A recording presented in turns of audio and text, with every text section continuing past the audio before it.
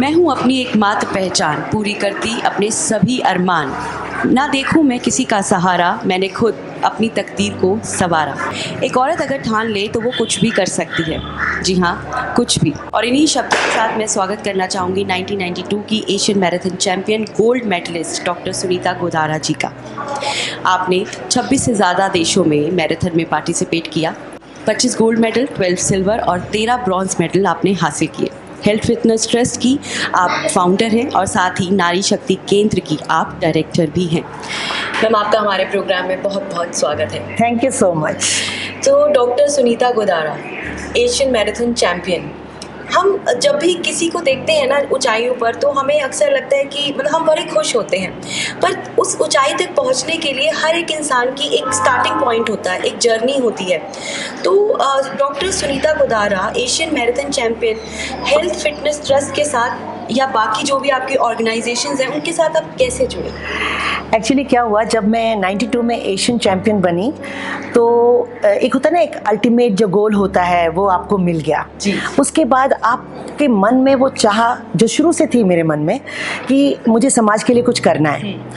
तो कैसे करें? अब सुनीता गोदारा को तो कोई सपोर्ट करेगा नहीं, क्योंकि इंडिविजुअल को नहीं सपोर्ट करते हैं, संस्था को करते हैं। तो इस तरह से हमारी हेल्थ फिटनेस ट्रस्ट संस्था का एक तरह से रजिस्ट्रेशन हुआ।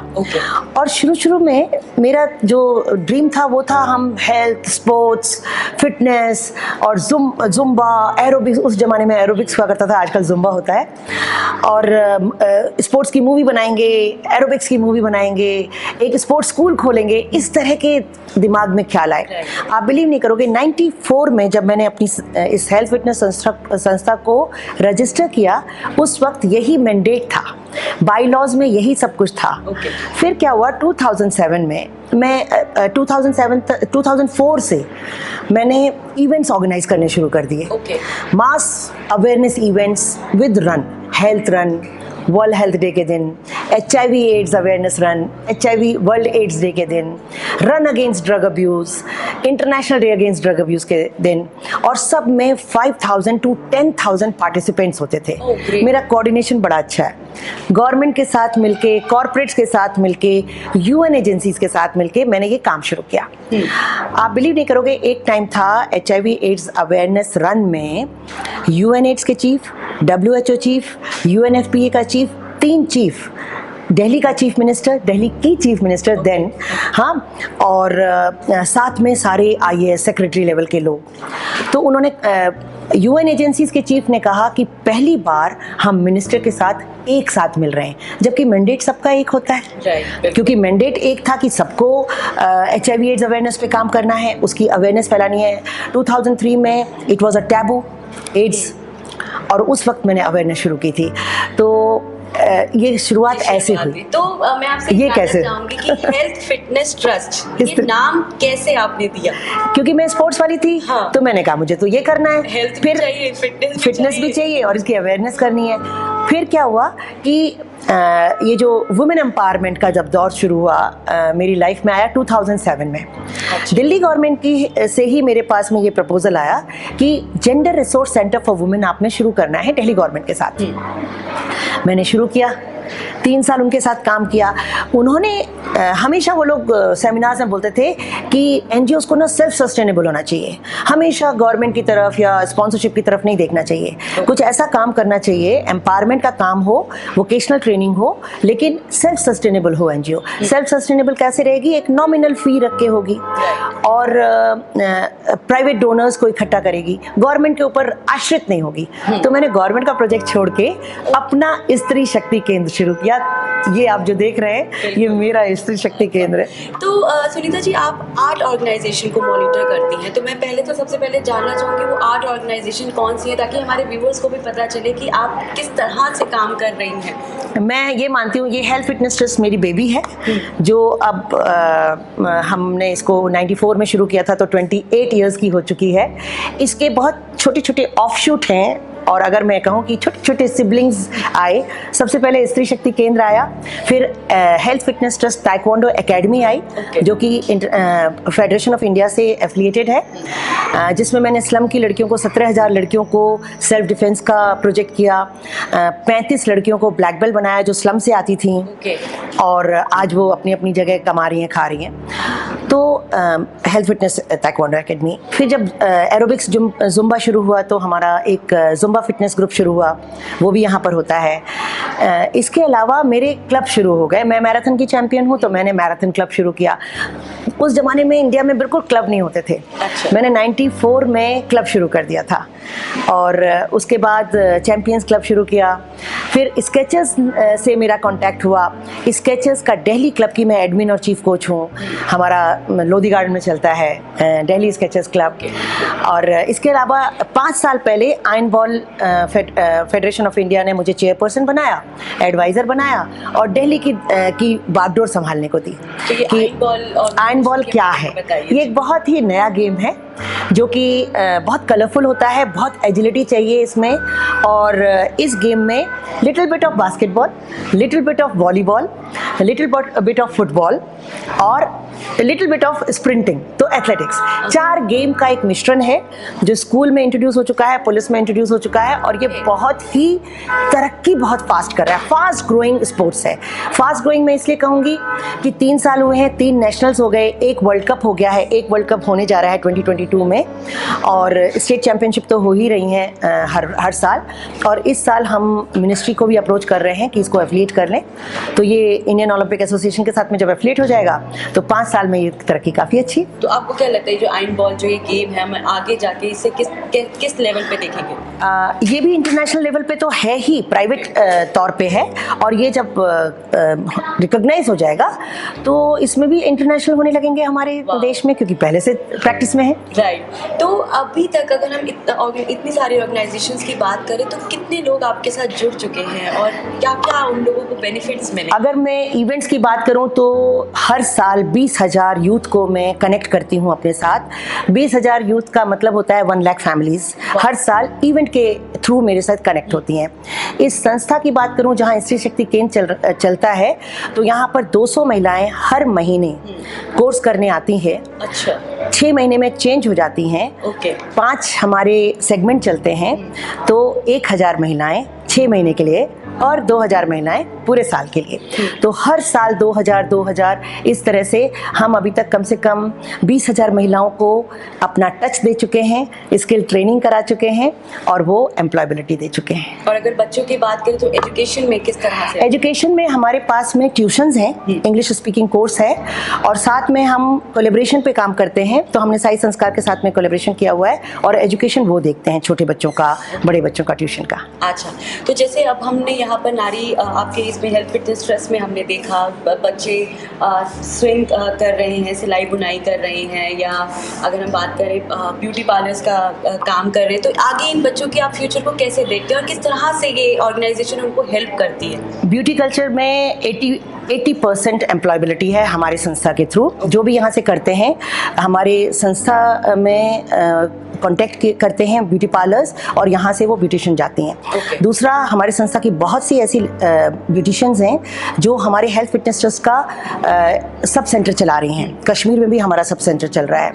इसके अलावा वो जो पर्सनल होती है ना, पर्सनल ग्रूमिंग, वो करती हैं। होम टू होम क्लास वो देती हैं, जाके ब्यूटिशियन का कोर्स, हाँ सर्विस देती हैं, होम टू होम सर्विस देती हैं। कटिंग टेलरिंग की बात करूं तो आपने देखा होगा कि अपने कपड़े खुद सिलने लगती हैं सबसे पहली बात, फिर उनके कपड़े देख के दूसरे ऑर्डर आने लगते हैं।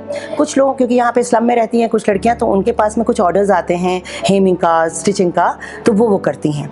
और कुछ का सपना है बुटीक खोलने का, तो वो एडवांस कोर्स कर रही हैं। तो हमें पूरी उम्मीद है कि उसमें भी ये जो संस्था है उन्हें पूरी तरह से सपोर्ट है। हाँ, बहुत जल्दी हमने एक अड्डाकारी का यूनिट खोला था, पहले एक स्टिचिंग का यूनिट खोला था, बहुत जल्दी हम फिर एक यूनिट खोलने वाले हैं जिससे कि इनको वहीं पर एम्प्लॉय किया जा सके। Okay, great. तो जो लोग इस संस्था के साथ जुड़ना चाहते हैं तो किस तरह से वो इस संस्था से जुड़ सकते हैं? देखिए, मेरा हेल्थ फिटनेस ट्रस्ट का FB पेज है, हेल्थ फिटनेस सोसाइटी, जो हमारी बुजुर्ग सेवा है। हाँ, हमने बुजुर्ग सेवा की तो बात ही नहीं की। दिल्ली सरकार के साथ में 2007 से हम एक बुजुर्ग सेवा केंद्र चला रहे हैं, जिसको कि दिल्ली सरकार समाज कल्याण विभाग उसको recreation centre for senior citizen कहता है। मैं उसको बुजुर्ग सेवा केंद्र इसलिए कहती हूँ क्योंकि मैं स्लम के बुजुर्गों के साथ काम करती हूँ और समक्लीन महिलाओं के साथ काम करती हूँ, तो इसलिए हमने उसको नाम दिया, जैसे स्त्री शक्ति नाम दिया इसी तरह से उसको बुजुर्ग सेवा केंद्र नाम दिया। और इसमें महिलाएं आती हैं, भजन कीर्तन करती हैं, योगा करती हैं, मेडिटेशन करती हैं, उनको हम रिलीजियस टूर्स पे ले जाते हैं, उनके साथ में हम फेस्टिवल मनाते हैं। और जो हमारे डोनर्स हैं और जो मुझे सुन रहे हैं, फिलैंथ्रोपिक फ्रेंड्स जो हैं, वो कभी साड़ी दान करते हैं, हॉट वाटर बॉटल सर्दियों में दान करते हैं, कंबल दान करते हैं, कपड़े दान करते हैं। CISF ने कम से कम 50 पेटी कपड़े भर के, बिल्कुल फ्रेश कपड़े, और उन्होंने भेजे थे हमारे बुजुर्ग सेवा केंद्र के लिए।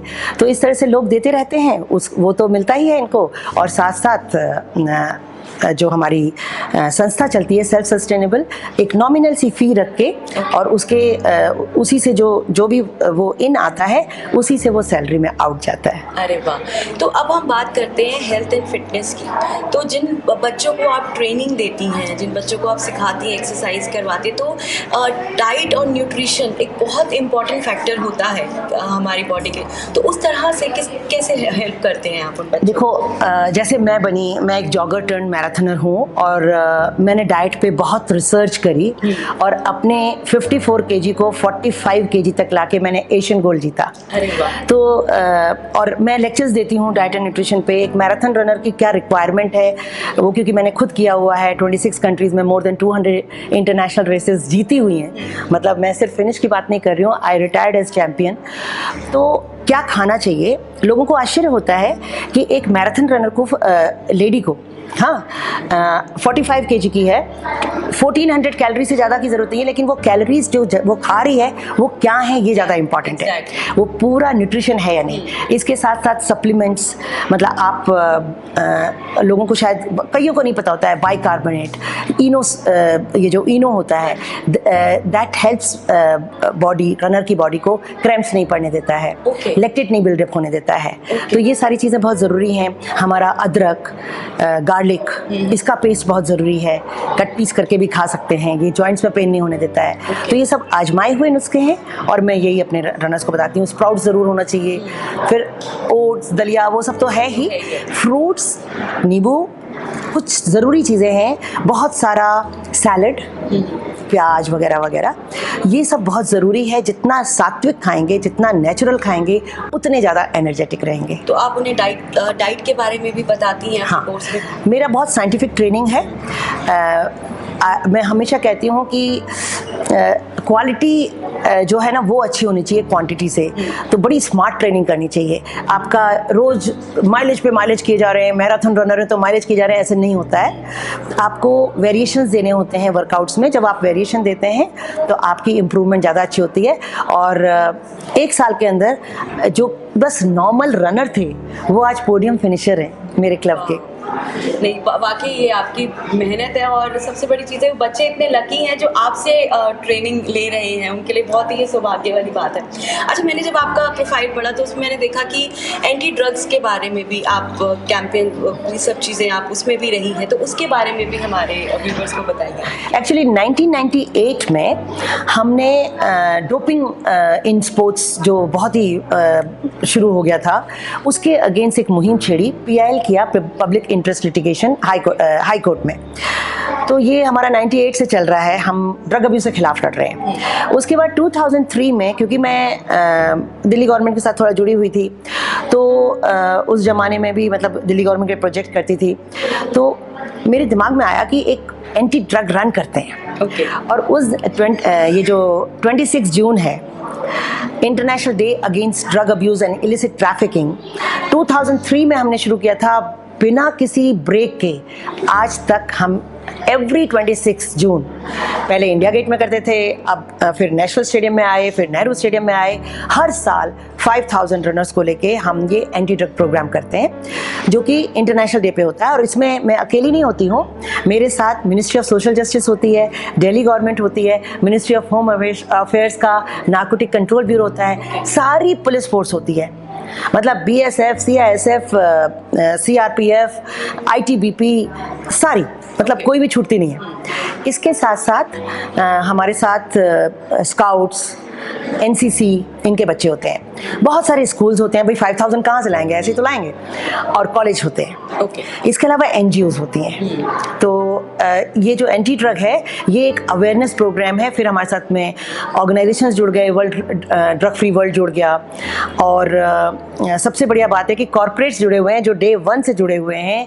ओएनजीसी है, एनटीपीसी है, आईजीएल है, इंडियन ऑयल है, ये सारे डे 1 से यानी कि 2003 से जुड़े हुए हैं। तो इन्होंने इसको अपना एनुअल प्रोग्राम मान लिया है, because it's a good cause and everybody needs it awareness के लिए। तो उन्होंने इसको अपना एनुअल, मतलब 26 जून को ये कहते हैं ना, कहीं की ईंट कहीं का रोड़ा, भानुमति ने कुनबा जोड़ा, बहुत बड़ा कुनबा जोड़ लिया है। तो कभी ऐसा कोई आप हमें कुछ केस बता सकती हैं जो ड्रग्स में हो और आपकी ऑर्गेनाइजेशन या आपके साथ जुड़ने से वो इस चीज़ से बाहर निकल पाए? देखिए, कुछ ड्रग रिकवर्ड एडिक्ट्स होते हैं जो जिनको कि ऐसा माहौल चाहिए होता है जिससे कि वो रिलैप्स ना, मतलब उनका रिलैप्स ना हो जाए, वो फिर से ड्रग में ना चले जाए। तो मैं तो अवेयरनेस में हूँ, मैं ड्रग डी एडिक्शन सेंटर्स नहीं चला रही हूँ। तो जो रिकवर्ड एडिक्ट्स है ना, वो पता है मेरे पास आके क्या कहते हैं, अरे मैडम ये मेरा 10वां साल है आपके साथ। अरे वाह। मतलब जब वो आते हैं 26 जून को अपनी पूरी टीम लेके and they are recovered addicts, तो वो इतने खुश होके जैसे उनका अचीवमेंट हो गया। वो मेरे इवेंट्स के साथ गिनते हैं कि मैंने 1 साल और निकाल लिया, 1 साल विदाउट ड्रग्स। तो ये एक बहुत अच्छी सी पहचान है कि एंट्री ड्रग डे को वो अपना वो साल गिनते हैं। मेरा 10वां साल आपके साथ है, मेरा 12वां साल आपके साथ है, ये मेरा 19th ईयर होगा। 19 साल, मतलब ये 19वां साल है। हम 18 साल से ये इवेंट करा रहे हैं। सच अ प्राउड मोमेंट। बहुत अच्छा लगता है। अच्छा, मैंने ये भी सुना है कि जो आपके स्टूडेंट्स हैं वही आपके टीचर्स भी हैं। हाँ, इस स्त्री शक्ति केंद्र में क्या होता था कि जैसे जो पहले स्टूडेंट आए वो अच्छे से जब ट्रेनिंग कर लिए तो हमने फिर उनमें काबिलियत देखी, तो उनको हमने एम्प्लॉय कर लिया। पहले असिस्टेंट टीचर बनाया, फिर वो कुछ हेड बन गए, अच्छा, कुछ ट्रेनर बन गए। आप एक स्पोर्ट एक्टिविटीज भी हैं, तो एलीट क्लब जो है आप चलाती हैं, उसके बारे में हमें बताइए। देखो, अगर वुमेन एक्टिविस्ट तो हूँ ही, वुमेन एम्पावरमेंट पे काम कर रही हूँ। कोई भी वुमेन का इशू आता है चैनल पे, मतलब कुछ भी इशू हो तो मेरा कमेंट जाता ही जाता है। ओके। विमेन एम्पावरमेंट हो गया, तो साथ साथ ये जो स्पोर्ट्स एक्टिविज्म है ये शुरू हुआ था डोपिंग इन स्पोर्ट्स में पीएल करके। फिर हमने क्लीन स्पोर्ट्स इंडिया का नारा दिया। उसके बाद इंडिया अगेंस्ट करप्शन, जिससे अन्ना आंदोलन खड़ा हुआ। CWG के खिलाफ जो मतलब स्कैम हुआ था, करप्शन, उसके खिलाफ आवाज़ उठाई। मैं सिग्नेटरी भी थी इंडिया अगेंस्ट करप्शन के, उसमें CWG के लिए जो हमने PIL किया था। और उसके बाद जैसे 1985 की बात बताऊं, 84 में मैं नेशनल चैम्पियन बनी। 85 में मैं इलाहाबाद मैराथन में गई। देन 85 में Rajiv Gandhi was prime minister. मैं पोडियम फिनिशर थी, तो बड़ा प्रैक्टिस हो रही थी कि ऐसे जाएंगे, 1 मिनट में ऐसे बाव करेंगे, ऐसे उनसे अपना ट्रॉफी लेंगे, ऐसे प्राइज मनी लेंगे और ऐसे निकल जाएंगे। मिनट वगैरह सब फिक्स थे। लेकिन मैंने देखा कि मेन सेक्शन में 10 प्राइज हैं, ओके, वीमेन सेक्शन में 3 प्राइज हैं। और उनका जो कॉस्ट वो है, प्राइस है, अगर उनका 50,000 है तो यहाँ पर 25,000 है, ओके, 10,000 है, 5,000 है, उधर 50,000 से शुरू हो रहा है। तो इस तरह से काफ़ी अंतर था। तो मेरे पीछे जो गर्ल्स आई थी 4th, 5th, 6th, उनके लिए, और एक 60 इयर्स ओल्ड थी, वो रो रही थी कि मैंने तो सोचा था मुझे 5,000 तो मिल ही जाएंगे। उसको पता नहीं होगा कि लड़कियां इतना तेज दौड़ती हैं, हम लोग सब जीत गए, वो रह गई। तो वो रो रही थी, उसको कोई अंदर भी नहीं घुसने दे रहा था उस सेरेमनी में। बड़ी शानदार सेरेमनी थी वो। तो मैं उस समय स्कूल टीचर थी, तो मेरी जितनी मतलब बना, मैंने उसमें 1000 रखे, लिफाफा बंद किया। और जब मैं गई प्राइम मिनिस्टर के पास, मैंने कहा प्राइज मनी बहुत कम है लड़कियों में, सिर्फ 3 को है, तो वो जो लेडी बाहर खड़ी है 60 इयर्स की, मैं अपनी तरफ से उसको देना चाहती हूँ। उसने ले लिया प्राइम मिनिस्टर ने, और मैंने कहा वो उसको अंदर नहीं आने दे रहे हैं। उसको अंदर बुलाया गया, ये एक्टिविज्म होता है। हाँ, उसको अंदर बुलाया गया और उसने उसी समय अनाउंस कर दिया कि आप इंदिरा गांधी के नाम से मैराथन करते हैं और प्राइज मनी में इतना डिफरेंस रखते हैं। अच्छा।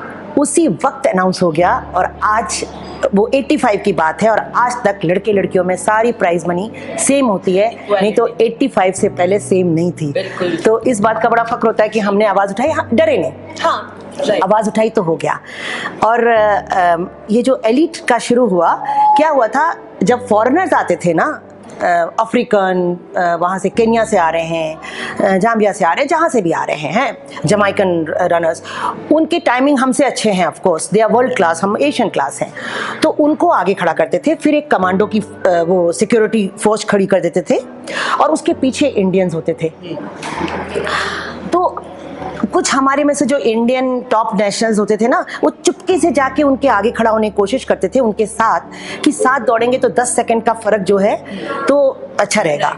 फिर बाद में जब मीडिया पूछता था कि भाई आप तो जीतते नहीं हो सारे, तो वो तो उनके पास एक एक्सक्यूज़ रहता था कि उनको तो हमसे आगे खड़ा करते हैं, उनको 10 सेकंड पहले छोड़ते हैं, तो हम कैसे उनको हरा सकते हैं, तो ये एक्सक्यूज़ रहता था। ये दो बातें मेरे को बड़ा चुभ रही थी, क्योंकि मैं इंटरनेशनल रनर थी, बाहर जाती थी, बाहर क्योंकि मैं इंटरनेशनल थी, मुझे ऐसा फ़र्क नहीं नज़र आया था। यहाँ पे मैंने एक बार नोट किया कि एक लड़की की चोटी पकड़ के खींची गई कमांडो के वो सिक्योरिटी गार्ड ने, एक छोटी थी तो उसको तो ऐसे उठा के पीछे कर दिया। नेक्स्ट डे मैं ऑर्गेनाइजर्स के ऑफिस में गई और मैंने कहा कि आप लोग अपने 50 नेशनल टॉप को इज्जत दे सकते हो जैसे आप उन इंटरनेशनल को देते हो? बोले क्या मतलब 50 हैं क्या? मैंने कहा हाँ, अगर काउंट करो तो 50 हैं। उनकी ये क्लिक कर गई बात, और नेक्स्ट ईयर उनका फ़ोन आया कि क्या तुम हमें 50 टॉप एथलीट दे सकती हो, उनके टाइमिंग क्या होंगे? तो आज मैं सबके सामने बताना चाहती हूँ कि उस साल से, ये बात है 2006 की, उस साल से एलीट इंडियन कैटेगरी शुरू हुई, और मैंने खुद फिक्स किया। 10 किलोमीटर में जो मेल 32 के नीचे दौड़ रहे हैं फास्ट, और जो वीमेन है वो 39 से फास्ट दौड़ रही हैं। हाफ मैराथन में जो 110 से फास्ट दौड़ रहे हैं मेल, और जो लड़कियां हैं वो 129 से फास्ट दौड़ रही हैं। और मैराथन में जो मेल 2 आवर्स 30 मिनट से फास्ट दौड़ रहे हैं, और जो महिलाएं हैं वो 3 आवर्स से फास्ट दौड़ रही हैं, वो मेरा एलीट क्लब ज्वाइन कर सकती हैं। मैं उनको कोऑर्डिनेट करूंगी, उनको मैनेज करूंगी, सारी सुविधाएं दिलवाऊंगी। मैंने उनके लिए स्पॉन्सरशिप दिलवानी शुरू की, किटिंग करनी शुरू की। वैसे भी हिंदुस्तान में पैसा कौन देता है, किटिंग तो मिल जाती है। शूज़ दिलवाने शुरू किए। अभी तक वो रनर्स याद रखते हैं कि मैडम आपने उस समय हमें शूज़ और ट्रैक सूट सब दिलवाया था। फ्री होटल करवाना शुरू किया सब ऑर्गेनाइजर्स से। लेकिन somebody should be there to ask for it ना, वो अपने कोई होना चाहिए जो कोऑर्डिनेट कर ले और आपको ये सारी सुविधाएं दिला दे। तो ये शुरुआत मैंने की थी, ये एलीट वर्ड ही इंडिया में मैंने शुरू किया। आप खुद कैसे एलीट बनी? मैं खुद कैसे एलीट बनी, ये शुरुआत हुई है 1985 में, जब मैंने 84 में जब मैंने नेशनल मैराथन विन की, और उस समय प्राइज मनी नहीं होती थी। मतलब मैं बड़े फक्र के साथ कहती हूँ कि मैंने ना प्राइज मनी के लिए दौड़ना नहीं शुरू किया है। वहाँ पर अनाउंसमेंट हुआ कि the winner will be sponsor to London और बॉस्टन मैराथन। तो मैं तब श्री अरबिंदो आश्रम में एज अ हॉस्टल वार्डन भी थी, स्पोर्ट्स टीचर भी थी, और अब लंदन बॉस्टन जाना है, कहाँ जाएं? तो बॉस्टन जाते हैं, लंदन बीच में स्टॉप ओवर आता है, वहाँ तो रुक जाएंगे। मैं बॉस्टन मैराथन गई। वहाँ इंडिया में उस समय ना महिलाओं का जो नंबर था वो बहुत कम था। टफ गेम माना जाता है मैराथन, अभी भी टफ माना जाता है, लेकिन अब हैं बहुत सी डेयरिंग हैं लेडीज़ जो कर रही हैं, गर्ल्स जो कर रही हैं।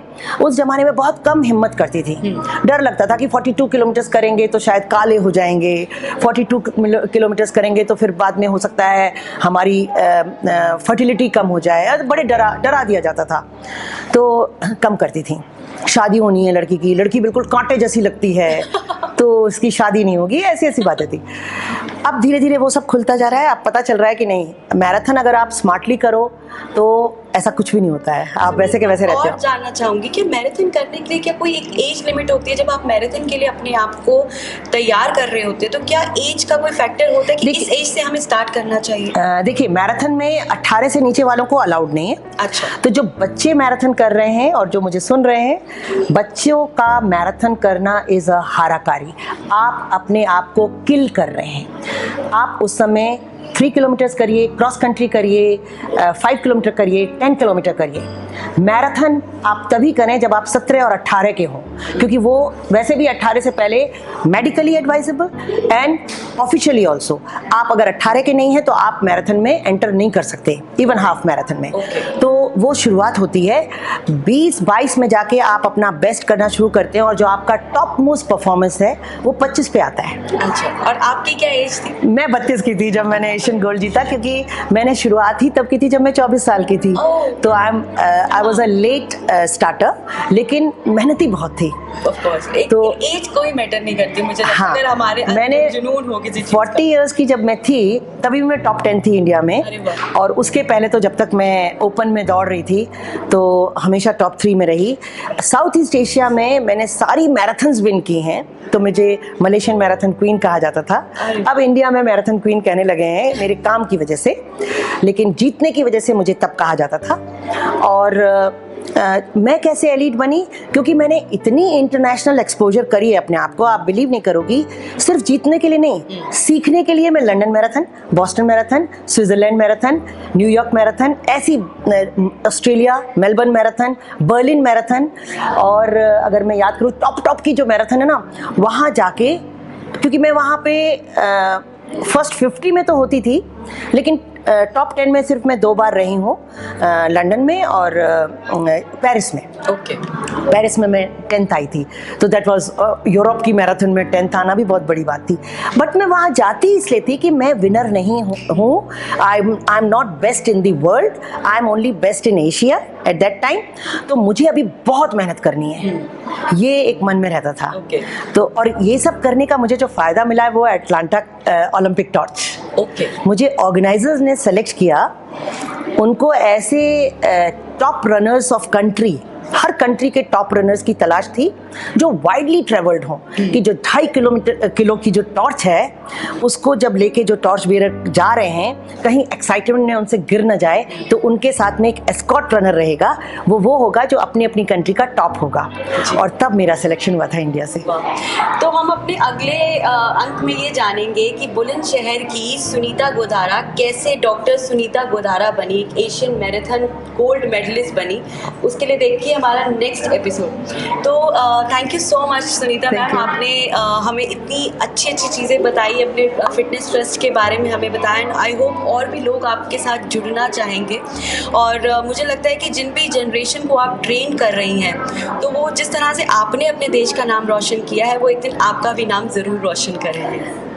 कोशिश तो यही है। और मेरा फेसबुक पेज है, मेरा यूट्यूब चैनल है, बस सुनीता गोधारा गूगल कर लो, मेरा नंबर मिल जाता है, कोई भी मुझसे कभी भी जुड़ सकता है। And it's such a proud moment for me also to sharing this stage with you. Thank you so much, ma'am. Thank you so much. Thank you.